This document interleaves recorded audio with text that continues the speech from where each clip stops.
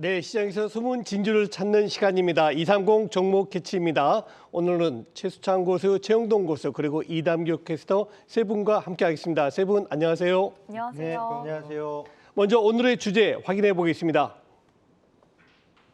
네, 수익률 오르는 성장주 4월 비중 늘려야 할까? 그렇죠. 보통 금리 인상기에는 성장주가 조금 주춤하다는 말이 있습니다. 실제로 금월, 3월 중순까지는 2차 전지라든가 또 플랫폼 그리고 성장주들이 주춤한 모습을 실제로 보였습니다. 그러나 오히려 3월 중순 이후에 미국의 금리 인상이 확정된 이후로는 오히려 성장주들이 가파른 상승세 보이고 있고요.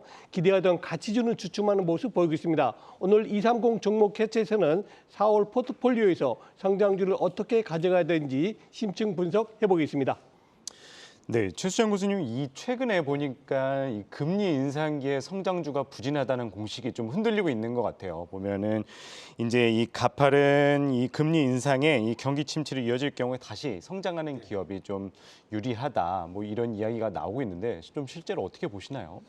성장주, 가치주, 우량주 이 용어를 잠깐만 정리 좀 해드려야 될 것 같아요. 시청자분들도 성장주 하면은 헷갈려요. 네, 헷갈려요. 네. 저 가치주 하면 뭐 큰 거 뭐지 할 텐데. 그거는 조금 느낌이 오는데. 네, 좀 느낌 오는데 네. 좀 간단히 좀 설명드리면 성장주는 현재 가치보다 시가총액이 더 높게 평가되는 기업.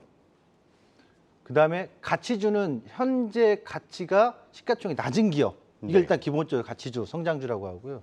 그리고 우량주가 있습니다. 제가 제일 좋아하는 거. 좀 약간 보수적이잖아요. 우량주는 영업이익이 다른 기업에서 꾸준하게 지속적으로 발생하는 장기적으로 성장하는 기업을 우량주라고 일반적 주식 용어 이렇습니다. 그래서 보면 국내에서 이제 뭐 성장주, 해외에서도 맞지만 성장주라고 하면 뭐 애플이라든가 엔비디아라든가 네. 구글 이렇게 얘기할 수가 있겠고요. 또 성장주로 얘기할 수 있겠고 또 성장주의 테슬라 이렇게 좀 볼 수 있을 거고 가치주 하면 전통적으로 뭐 화학업체라든가 유통업체, 음식료 이렇게 또 얘기할 수도 있는데 보시면 최근에 이 성장주들이 빠졌다. 이건 뭐 실질적으로 시장이 전체적으로 빠지면서 나왔던 현상인데 금리의 영향이 있던 부분은 금리가 올라가면 일단 성장주의 수익이 좀 부진할 것이다 라는 전망이 많기 때문인데 반대로 지금 금리 인상 시기에 성장주들이 빠르게 올라왔다는 것은 단기적으로 금리가 고점일 가능성이 있다는 또 인식이 투자자 사이에서 나오면서 반등이 나왔다 이렇게 좀 봐야 되겠는데요. 중요한 것은 이번 구간에서 하락했을 때 시장이 했던 것은 네. 노이즈 국면이죠. 그러니까 러시아하고 우크라이나 사태의 어떤 노이즈 때문에 투자 심리가 위축되면서 네. 성장주든 가치주든 다 같이 하락한 거거든요. 우량주도 마찬가지입니다. 그러면 지금 주목할 것은 여기서 성장이냐 가치냐 우량이냐 했을 때 제일 중요한 거. 금리가 인하돼서 경기 부양할 때는 너도 나도 알 수가 없이 가릴 수가 없잖아요. 그렇죠. 다 같은 부양에 의한 주가 상승 모멘텀이 나오는 건데 금리 인상 시기에는 실적이 동반된 기업, 그러니까 가시적으로 실적을 내고 있는 성장주든 네. 또 가치주다 하더라도 실적이 동반되는 기업들을 주목하실 필요성이 있다. 이렇게 정리를 하면 좋을 것 같습니다. 네, 그렇군요. 자, 이번엔 최영동 교수님께 질문 드려보겠습니다. 사실은 이번에 FRB가 금리 인상을 확정 짓고 나서 공교롭게 그날부터 성장주가 좋았는데요. 반대로 정말 지금 우리가 우려하고 있는 대로 만약 FRB가 빅스텝, 흔히 말해서 굉장히 긴축된 그런 모습을 보일 가능성 어떻게 보십니까? 일단은 뭐 0.5%는 닥쳐봐야 알 것 같아요. 네. 닥쳐봐야 알 것 같은데 일단은 우리가 그동안에 금리 인상이 좀 진행이 되고 나서 골드만삭스에서 5월 달에 빅스텝에 대한 가능성들이 상당히 높아지고 있습니다. 예. 거의 60%, 70% 가깝게 예상을 하고 있는 상황들이기 때문에 일단은 뭐 실현이 안 될 것이다라고 지금 이 시간에 우리가 예측을 하는 거는 좀 섣부르지 않을까라는 말씀드릴 수가 있을 것 같고요. 예. 다만 5월 3일하고 이제 4일 동안에 연준에 대한 금리 인상 가능성은 상당히 높다라고 네. 보면 좋을 것 같습니다. 그와 더불어서 왜 이러한 이제 빅스텝 얘기가 나오는지에 대해서 이해를 좀 하시는 게 좀 좋을 것 같은데요. 네. 일단은 뭐 미국 정부에서는 인플레이율 자체를 한 2% 후반대로 보고 있었는데 실질적으로 좀 나오고 있는 물가 인상률 자체는 6%가 넘습니다. 그러니까 실질적으로 미 정부에서는 아무래도 이제 물가를 잡아야 될 수밖에 없는 그런 이제 정책적인 모멘텀들이 좀 있다라고 보시면 좋을 것 같고요. 최근에 2월달 고용 지표가 나왔었거든요. 근데 네. 지금 보시기엔 실업률이 3.7%입니다. 네. 거의 완전 고용에 가까운 그렇죠. 상황들인데 이 지표가 나오자마자 바이든 정부에서는 굉장히 뭐라 해야 될까요? 이렇게 홍보 아닌 홍보를 굉장히 열심히 했다라는 부분들인데 이게 왜 이런 내용들이 좀 나오냐라고 보셔야 될 게 올해 연말 되면은 또 미국 중간 선거가 있습니다. 네. 근데 지금 바이든 정부 같은 경우는 지지율 자체가 지금 거의 바닥이거든요. 음. 그렇다고 되면 남는 거라고는 이제 인플레를 잡아야 되는 상황인데 그렇죠. 그렇다고 하게 되면은 금리 인상시킬 수밖에 없는 네. 그런 이제 전략이 남았다라고 좀 좋을 것 같습니다. 그렇기 때문에 현재 지금 진행되고 있는 금리 인상기 자체는 지속이 될 가능성이 상당히 높다라고 보시면 좋을 것 같고요. 이번 주도 마찬가지고 앞으로도 계속 경기 지표 예정이 돼 있습니다. 근데 여기서 굉장히 좀 우호적인 경기 지표를 발생을 시키게 되면 예. 아무래도 이제 바이든 정부에서는 금리를 잡기 위해서 인플레를 잡기 위해서 금리를 올릴 수밖에 없는 그런 그러겠죠. 가능성이 상당히 높기 네. 때문에 저는 개인적으로 뭐 지속적으로 뭐 상반기, 하반기까지는 금리 인상에 대한 시그널들은 계속 진행이 될 것이다. 그렇다고 되면은 일단은 3월달에 0.25%의 금리 인상 되고 나서 시장에서는 어느 정도 데드캣 바운스, 쇼커리 물량은 들어왔다. 그리고 네. 지금 같은 경우 실질적으로 금리 인상에 대한 가능성들을 시장에서 그렇게 크게 생각을 하지 않는다고 하게 되면 사실은 치고 올라갔었어야 되거든요. 네. 2,800이 됐든 1,000포인트가 됐든 코스닥이나 코스피 자체가 올라가야 되는데 그렇지도 못한 상황. 으로 지금 계속 연출이 되고 있는 상황들이어서 저는 개인적으로는 지표가 나쁘게 나와도 금리 인상을 할 수밖에 없는 상황이고요. 네. 그리고 금리가 좋게 나오게 되면은 더욱더 금리 인상에 대한 시그널들이 계속 나올 수 있는 가능성이 좀 있기 때문에 저는 개인적으로 금리 인상에 대한 뭔가 포트폴리오 전략이라든지 이런 부분들은 계속 투자자분들께서 마음 한쪽에서는 생각을 네. 하시면서 대응을 하셔야 되는 게 아닌가 말씀을 드리도록 하겠습니다. 예. 네, 그렇다면 증권가에선 4월 투자 전략과 관심주 어떻게 보고 있는지 이담교 캐스터가 정리했습니다. 네, 가치주와 성장주 투자에 대한 관념이 변화하고 있습니다. 최근 금리 인상기에도 성장주가 반등하고 있는데요. 증권사는 성장주에 대해 어떤 투자 의견을 제시했는지 알아보겠습니다. 먼저 삼성증권의 의견입니다. 삼성증권은 올 2분기에는 성장주가 시장을 주도할 것이라고 전망했습니다. 인플레 압력이 큰 구간에서는 주가가 저평가되어 있고 영업이익 성장률이 높은 종목에 주목해야 한다라고 설명했는데요. 성장성에는 문제가 없는데 주가 하락으로 부담이 작아졌기 때문이라고 밝혔습니다. 2분기 관심 업종으로는 건설과 원전, 그리고 방산과 사이버 보안을 제시했는데요. 건설 등 E&P 업종은 국제 에너지 강세의 수혜, 그리고 글로벌 투자 확대가 기대된다고 밝혔습니다. 원전주에 대해서는 신정부의 에너지 정책 변화, 그리고 탄소 중립을 위한 해법으로서 주목을 받을 것이라고 설명했습니다. 그리고 방산과 사이버 보안주는 최근 주가가 하방선에 있다고 밝혔는데요. 중장기적으로는 한미 안보에 대한 연대가 강해질 것이라면서 방산과 사이버 보안주에 주목했습니다. 다음은 하나투자증권의 의견입니다. 국내 증시에서 성장주의 비중을 높여야 한다라는 의견을 제시했는데요. 글로벌 증시에서도 성장주에 대한 선호도가 높아졌다라고 설명했습니다. 3월 FOMC에서 연준은 미국의 올해 성장률 전망치를 4%에서 2.8%로 하향했다고 밝혔는데요. 관심 업종으로는 반도체와 인터넷, 그리고 은행 업종을 제시했습니다. 이 세 업종은 PBR과 이익률이 모두 높기 때문이라고 밝혔는데요.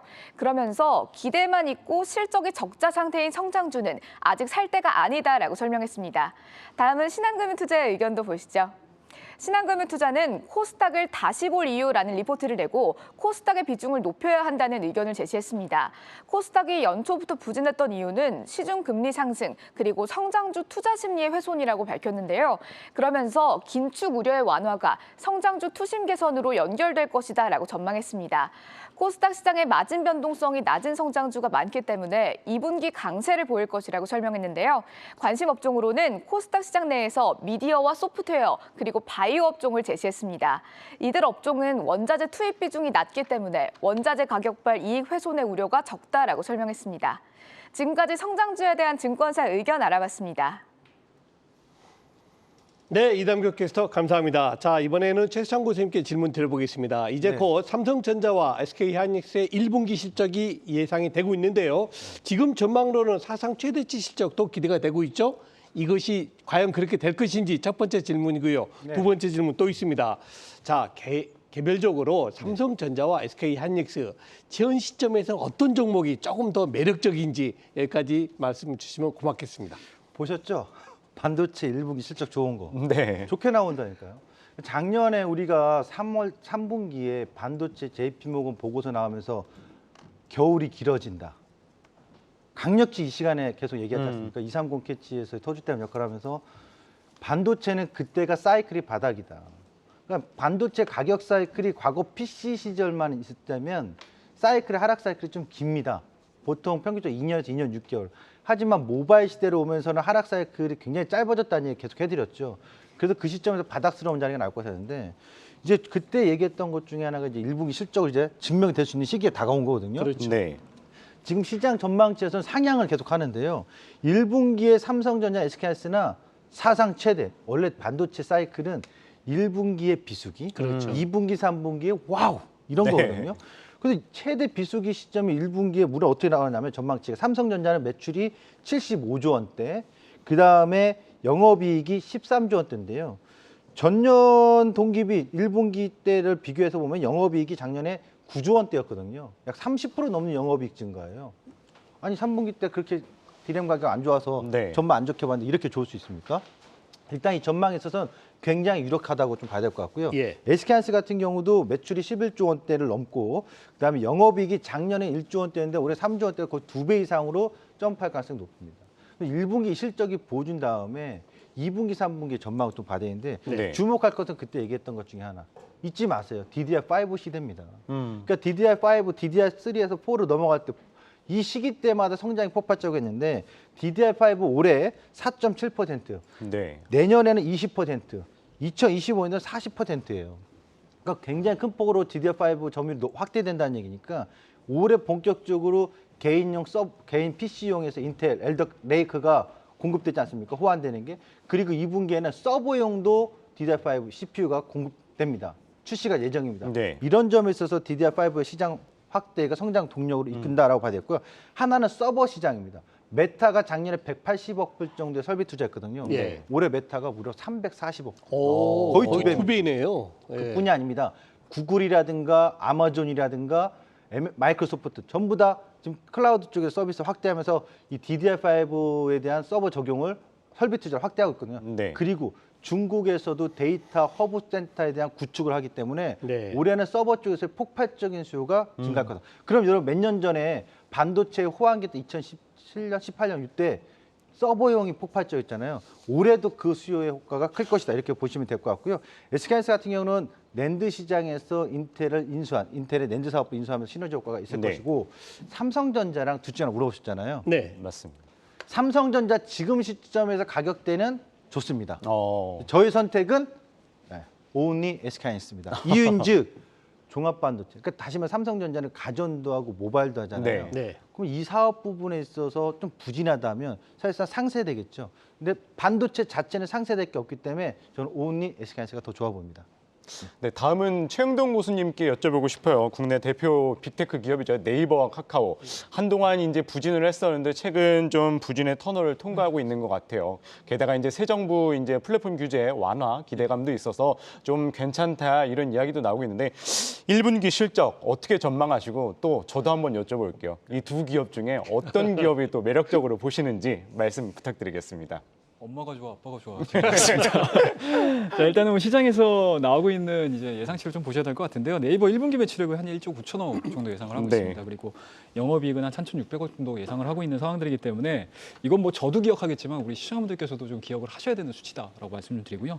카카오 같은 경우도 1분기 매출액이 한 1조 7천억 정도, 그다음에 영업이익을 1,700억 정도 시장에서 예상을 하고 있습니다. 네. 양사의 성장률을 좀 보셔야 될 것 같은데요. 네이버 같은 경우는 1분기 실적 자체가 한 29%, 그리고 영업이익이 한 26%고요. 그리고 카카오 같은 경우도 마찬가지로 한 39%에서 38% 정도 매출액과 네. 영업이 성장을 하는 상황들인데 이게 작년도 대비해서 성장률 자체로 놓고 보게 되면 빠지는 시장이에요. 네. 그렇다고 되면 이제 앞으로 이 실적보다 여기에 나와 있는 수치들보다 좀 더 나아지는 수치들을 발표를 해야지 1분기를 네. 저점으로 해서 2분기, 3분기 좋아져야 될 그런 이제 상황이다라고 보시면 좋을 것 같고요.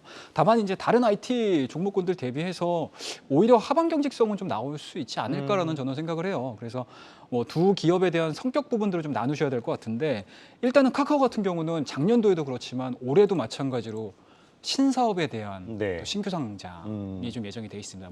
모빌리티라든지 뭐 엔터 쪽이라든지 이러한 부분이 예정이 돼 있고요. 그리고 네이버 같은 경우는 실질적으로 작년도에 굉장히 좀 크게 성장을 했었던 고마진 오픈마켓. 네. 여전히 올 한 해도 마찬가지로 오픈마켓에 대한 성장 부분들이 상당히 좀 이어질 가능성이 상당히 높지 않을까라는 거 말씀드릴 수가 있을 것 같고, 그리고 카카오페이로 대표되는 페이류도 네이버페이도 드디어 이제 본격적으로 시작을 했거든요. 네. 근데 생각보다 사용자 수라든지 아니면 점유율 자체가 계속 증가가 되고 있다라는 부분들이죠. 뭐 그런 부분에서 보시게 되면 카카오냐 네이버냐 네. 장점은 다 말씀드렸습니다. 그럼 여기서 이제 우리가 선택을 하셔야 되는데 한 가지 예를 좀 드리고 싶어요. 그 알파벳이 구글을 가지고 있고 유튜브를 가지고 있지 않습니까? 그렇죠. 근데 이 알파벳이 구글로 상장하고 유튜브로 상장하진 않거든요. 그렇죠, 그렇죠. 네, 상장하지 않습니다. 예, 예. 그냥 자기 바구니 안에 담고 그렇죠. 있는 거거든요. 예, 예. 그리고 카카오 같은 경우는 작년도에 상당히 한 해가 말이 되게 많았었어요. 그렇죠. 그리고 어제 같은 경우 뉴스를 보시면 아시겠지만 카카오페이의 대표가 내가 네. 지분을 매도를 하고 나서 그렇죠. 특별하게 이 투자자들한테 이렇게까지 영향을 미치지 몰랐다라는 발언을 했었거든요. 네. 사실은 이거는 하지 않으셔도 될 말이었는데 맞습니다. 예. 좀 하시지 않으셨을까라는 생각이 좀 네. 들고요. 그리고 마찬가지로 뭐 항상 그렇지만 하나의 집합그룹이 있으면은 그 집합에 있는 기업을 선택을 하시는 게 맞지 않나는 말씀드릴 수가 있을 것 네. 같고 오히려 카카오에서 분사되는 기업들은 오히려 분사되는 기업들이 더 주가가 더 많이 튀는 경우들이 좀 있기 때문에 예. 카카오와 네이버를 놓고 봤었을 때는 저는 개인적으로는 네이버 쪽에 한 표를 좀 드리도록 하겠습니다. 네. 자, 이제 본격적으로 두 분께 질문 드려보겠습니다. 4월 달 포트폴리오를 어떻게 짜시겠는지 네, 두 분 같이 답변 주시면 고맙겠습니다. 먼저 최수정 교수님부터 부탁합니다. 네, 가치주냐 성장주냐. 네. 죄송합니다, 피디님. 저는 우량주입니다. 그래서 4월에 금리 인상 시기잖아요. 이제 그렇죠. 시작했으니까요. 시작했죠. 또 올리고 네. 빅스텝이든 뭐 6번 올린다니까 네, 뭐. 올리다 네. 금리 인상 시기엔 얘 빠지면 안 돼요. 은행주. 아. 금융주는 금리 인상 시기의 상승 공식입니다. 네. 1 더하기 1은 기호미가 아니라 2입니다. 네. 그런 것처럼 상승 공식이니까 금융주 하나 들어가야 될 것 같고요. 네. 그리고 요것은 좀 지난번에 한번 설명드렸습니다만 주목할 게 있어요. 새 행정부 들어와서 네. 시장의 규제, 정부에서 직접 개입하지 않고 자율 규제 기구를 설립한다고 하거든요. 그래서 유통업체들도 자율 규제로 가고 플랫폼 업체도. 그러면 여기서 관련된 종목 중 하나가 뭐냐면 중소적합 업종으로 지정됐던 중고차 산업이 네. 자율 규제로 간다면 현대글로비스가 주목되지 않을까. 그리고 반도체 성수기 SK하이닉스 이렇게 구성해봤으면 좋겠습니다. 네, 그렇군요. 자, 우리 정영돈 교수님은 어떻게 포트폴리오를 짜시겠습니까? 예, 일단은 뭐 금리 인상기는 뭐 계속 진행이 되고 있는 상황들이기 때문에 시장 불확실성은 계속 진행이 될 것이다. 그렇기 네. 때문에 저는 개인적으로는 종목을 길게 끌고 가는 거는 사실은 좀 반대지 않나라는 말씀드릴 수가 있을 것 같고요. 뭐 실적 시즌에 들어섰기 때문에 감익되는 속도보다 주가에 대한 하락폭이 좀 컸었던 종목군들에 대해서 트레이딩 전략 제시해드리고요. 그 다음에 이슈에 따라서 순환매. 뭐 오늘 같은 경우도 어떻게 보면 이슈가 계속 돌면서 하루에 올라가는 섹터들이 좀 바뀌고 그렇죠. 있는 상황들이지 않습니까? 뭐 그런 부분들에 접근을 하셔야 되고요. 만약에 내가 중장기적으로 좀 뭔가 이제 종목들을 조금 모아가고 싶다라고 하시는 분들 같은 경우는 리오프닝주 빼놓지 않자라는 말씀드리고 그다음에 이제 신재생 에너지 관련된 종목군들 말씀드리도록 하겠습니다.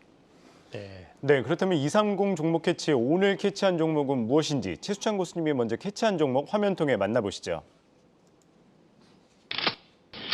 네, 현대글로비스입니다. 교수님 설명해 주시죠. 네, 현대글로비스는 불같은 강속구로 보시면 좋을 것 같아요. 네. 네, 지금 물류 쪽에서는 뭐 탄탄한 실적을 계속 보여주고 있기 때문에 네. 네. 현대 기아차 그룹의 해외 성장이 있어서 동반 성장하는 건 뭐 당연한 건데 여기다 강력한 강속기 직구를 던지는 올 한 해가 될 겁니다. 네. 그 가능성은 중고차 시장 진출입니다. 네. 그러니까 중고차 시장이 연간 30조 원 시장대인데 여기서 가파르게 빠르게 성장할 수 있는 가능성. 그리고 네. 실적으로 신차 판매보다 중고차 시장의 마진율이 더 좋습니다.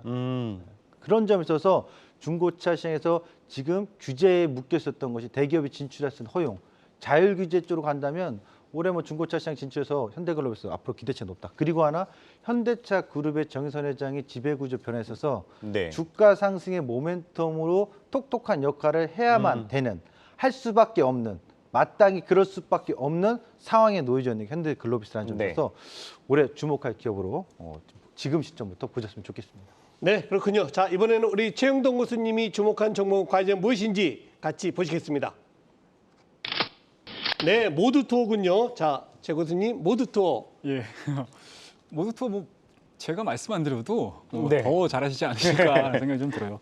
일단은 뭐 여전히 진행되고 있는 리오프닝에 대한 기대감들이라고 보시면 좋을 것 같습니다. 뭐 발빠르게 정부에서도 그렇고 민간에서도 그렇고 리오프닝과 네. 관련된 뭔가 규제들을 빠르게 좀 해결을 하고 있는 상황이기 그렇죠. 때문에 네. 뭐 엔더믹이 이제는 뭐 말로 그치는 것이 아니고 가깝게 우리 실생활에 다가왔다고 보시면 좋을 것 같습니다. 그렇다고 되면 뭐 실적적인 부분들보다 항상 주가라는 거는 기대감들이 먼저 선반영되면서 주가가 올라가는 예. 상황이기 네. 때문에 뭐 그 부분들에 따라서 모두투어에 대한 강점을 얘기해 드릴 수가 있을 것 같고요. 지난 근 한 2년 동안 모두투어 같은 경우는 기업 구조조정이 있었습니다.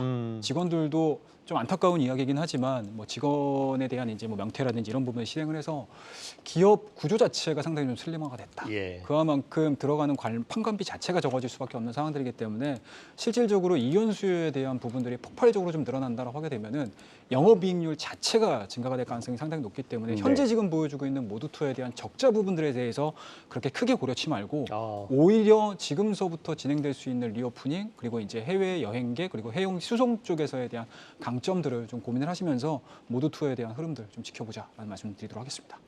네, 지금까지 최수창 최영동 주식창 고수와 함께했습니다. 말씀 고맙습니다. 네, 감사합니다.